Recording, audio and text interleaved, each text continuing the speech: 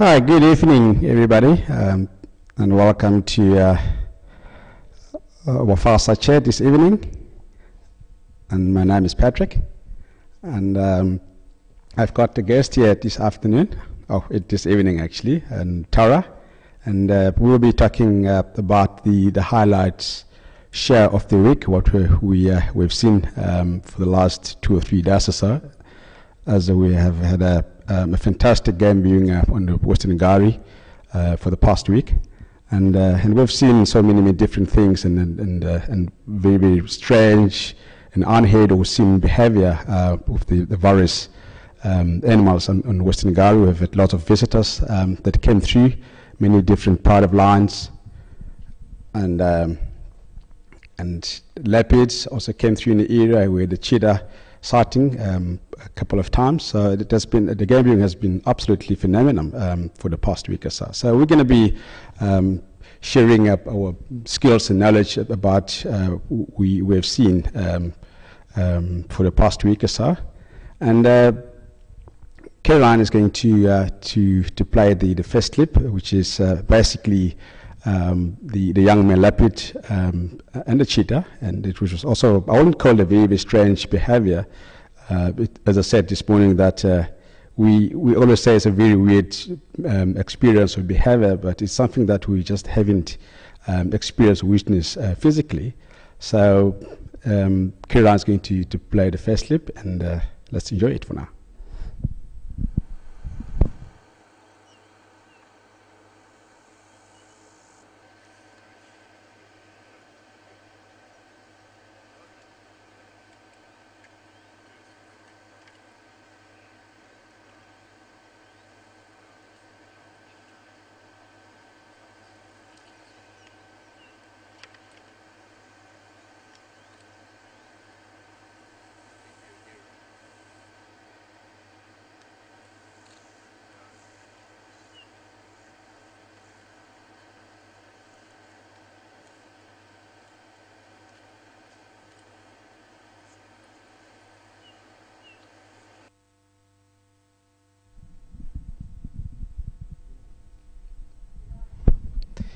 Okay, I'm sure everyone enjoyed that the first clip of a cheetah and Misho. And what happened? Was a cheetah spotted in that morning, someone quarantined, and they follow him all the way through to Zoe's Road, and there was obviously a young male leopard, Misho, which is one of the gorillas boys, also in the vicinity.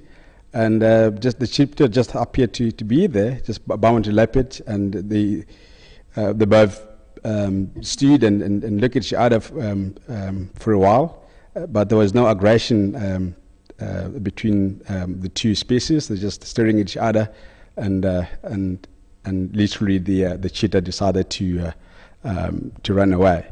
And Duna also ran up onto the termite mound as he saw, and then he stood up on the termite mound looking in the direction of the cheetah, but didn't make any attempt to go after the cheetah. And we sometimes say that there's a very big competition between the different species. But I was amazed. I mean, I thought that there was something going to happen between the cheetah and the leopard, but unfortunately it didn't happen the way I thought it was going to happen. And Yuna just chill out on top of the termite mound there, and it did nothing, and the cheetah also disappeared.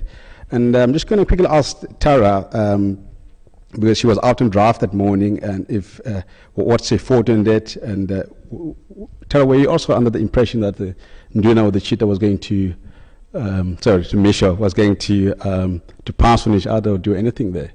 What's your thought on that? I must admit it was a very unusual situation, as you've obviously outlined, one I've never seen before, and it was just incredible to me because the way it actually happened, we came in, we saw Graham's vehicle, and he was following the cheetah and trying to relocate the cheetah, and we just happened to come across Mishu, who was lying in the grass. And to begin with, both myself and Mark thought it was the cheetah, and then we realized it was Mishu hiding And when I think he must have picked up the scent of the cheetah, and he started standing up, and that was my first sort of reaction. There was obviously he's fairly small, but in relation to the cheetah, I think they'd be fairly equally matched in weight. And he didn't. After he got the scent of the cheetah, he stood up. Obviously ears were flat, so he wasn't too happy about the cheetah for sure, but there was no hissing from his side or snarling. He was just ears flat watching what was going to happen, and with the cheetah actually coming towards him, what really shook me was the fact that the cheetah got within about 30 meters of him, 30 or 40 meters without seeing him, and then all of a sudden he saw him, and that's when he froze and he thought, oh, what am I going to do now? You can actually see him physically looking around, trying to see if there's any escape routes. He did a bit of hissing towards Mishu, but as I say, there was quite a long time where there was a standoff between them. And then eventually the cheetah sort of gave way, and he ran off, and then Mishu kind of followed him afterwards, but obviously went to the high ground, as you were saying, on top of the termite mound. So it almost was, yes, I'm sort of the king of the castle sort of thing, and he's very, very much sort of keeping a check behind him. And making sure the cheetah wasn't going to come back. But it really was a very unusual situation, and I must admit I was speechless. I couldn't believe what was actually happening. But as I say, I've never seen it before. I think both of them, I don't know if the cheetah's come across leopard much. He surely wasn't happy about Mishu. As I say, I don't think Mishu may have seen cheetah before, I'm not sure, but his reaction was kind of like, oh, what are you? I think that may have been the first time he's seen cheetah, just judging by his reaction, because he wasn't too sure. He wasn't snarling, but he wasn't running away.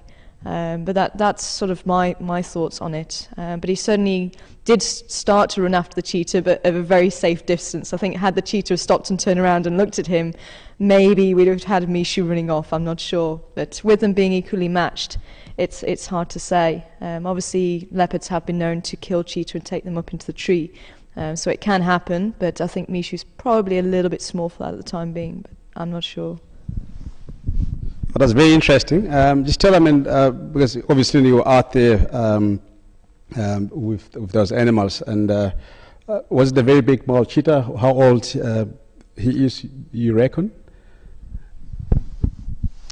He certainly wasn't a young cheetah. He definitely was quite a large cheetah, larger than what I've been used to seeing on my old reserve. We had 2.5, 3-year-old males, and he was probably maybe about 10 centimeters taller, maybe a little bit more, but he certainly was an older cheetah than what I've been used to seeing, maybe middle age. But I think he would have come across leopard before, and as I say, he was very, very uneasy. He did hiss a bit. He was checking out, as soon as he saw the leopard, he was checking out all his avenues of escape. So I think he definitely has come across leopard before. Oh, that's cool. Thanks, man. Again, just talking about the cheetah, and then obviously the cheetah was in the open grass in the area where I think he was pretty safe from any encounter. And as Tara explained, the cheetah stood and looked at the leopard, and he stood the leopard a bit, and then looked around for the escape route, and off he goes. And again, if even the leopard wanted to go after the cheetah, there was no way that Misha could have caught the cheetah. As you know, the cheetah, it's one of the fastest mammal on Earth, and it can oscillate from 0 to 100 within the short space of 3 seconds. So it's a very, very fast-running creature, yeah. And then later in that afternoon, I had a report on the radio that the cheetah was spotted somewhere in Krieger camp in Bergsuk, and he was on Impala Kill. And again the next morning, and he was still in Bergsuk, but further up into the east, and he could have crossed back into the Krieger Park, where I think he was probably coming from the Krieger, or further up north in the Bergsuk, because there's a nice, huge open areas up in that area. And when I was working up there, and I used to see 2 big male cheetah quite often in that big open area. And again, there's lots of impala and the other antelope species up in the area. So it's a very good terrain for the cheetahs. And again, just gonna move to the second clip, and then we'll obviously share our skills and knowledge after the clip.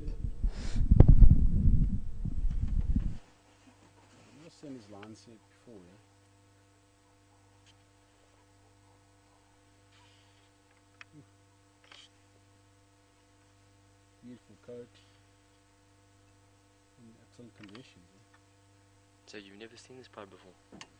No. Andre, come on. If you're not on Western or Eastern channel. I'm on 3, yeah. I don't know, I'm not 3 enough.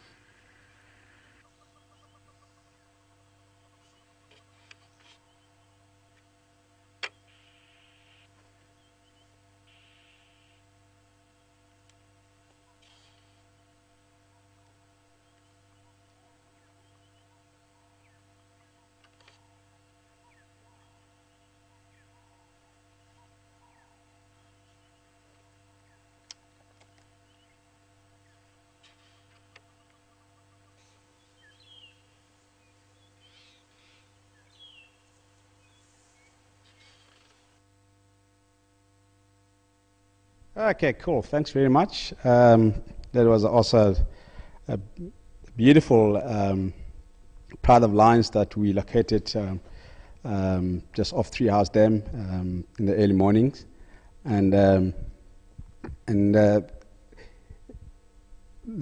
there's still lots of speculation whether it's a windmill pride or a Nkuhuma pride, but I've had some confirmation from the other guys in the Western sector saying that is the windmill pride, because one of the lioness has just been collared fairly recently, and I've also heard that there is a lioness in Nkuhuma pride that has also been collared. I'm not too sure how long ago, but the last time I saw the Nkuhuma pride just off Cindy Patch, I didn't see any collared lioness, and I will go with the windmill pride. As I said, there's lots of rangers saying that that's a windmill pride, and the original from Mala Mala, and the regional Nkuhuma pride was between 17 and 18 individual lions in the pride, so it was a fairly large pride in the Sabi Sand, and due to the lions population increasing in the southern part of the Sabi Sand, and they had to be pushed out by the other part of lions in the area, so they move into the Kruger National Park, and they settle down, and obviously they could have established their own territory in that part of the world. And again, I mean, they've been seen fairly regularly in the Djuma Game Reserve, and there have been sightings of them for several times in the Djuma. So it was not the first time to come through on Western Garo or Djuma Game Reserve. And that morning, then we had a fantastic time with them, and we camped individually. And again, later in that morning, the big bleeding head of buffalo came down, but we didn't catch that on the camera, as they were on the far side of the bushes. But yeah, we saw a large head of buffalo coming down to Treehouse Dam to drink water, but the lions didn't show any interest to go for the buffalo, and obviously it was daylight, and it was beginning to get nice and hot out there. So, and again, Tara went out on the afternoon drive, and they were still lying up at pretty much in the same position where they were that morning, and then they saw them stuck in the buffalo, but unfortunately they didn't catch anything. And the day after that, I went to visit Bush Lodge to see my friends over there, and on my way just before Bush Lodge, and I saw them on the buffalo kill, which from the killer. The buffalo from the same herd of buffalo that came down to drink water at Treehouse Dam. So I would guess that during the night that they, and then the fellow that had a buffalo, and then eventually made a kill in that area. And what happened while they were busy feeding on the buffalo kill, and the other pride of lions, I'm not too sure which part it was. It could have been the Gijima Madodas and the two Nkuhuma lionesses that have been broken away from the regional Nkuhuma pride, and then they came through, so they could have picked up the scent or heard the commotion during the process of the kill, and they came to investigate, and they found the windmill pod basically feeding on the carcass, and they chased them away, and they took off the carcass. So it was very nice. And again, on my way back, I found a couple of jackals wandering around in the area, trying to find something to nibble on. So it was a very, very nice sighting. And again, after that, they headed back to the north into Tagewood, and then they crossed back into Malamala, the area, and then they come back into the Jima Game Reserve. And then tell us just on your view on that afternoon drive, and as you witnessed the whole show when they were stuck in the buffalo, but as I said, unfortunately they didn't make a kill. And is there anything that you experienced, any unusual experience that you saw on later that afternoon?